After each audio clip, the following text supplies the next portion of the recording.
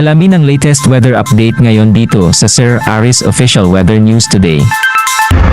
Wala pa rin naman tayong minomonitor na anumang bagyo or low pressure area sa loob at labas na ating Philippine Area of Responsibility. Pero ngayon, meron tayong tatlong weather system na nakakaapekto dito sa ating bansa. Una na dito ang Northeast Monsoon or ang hanging amihan na patuloy na umiiral dito sa May Luzon. Pangalawa ay ang ating easterlies or yung mainit at malinsahan na hangin na nanggagaling sa Dagat Pasipiko na umiiral dito sa May Mindanao.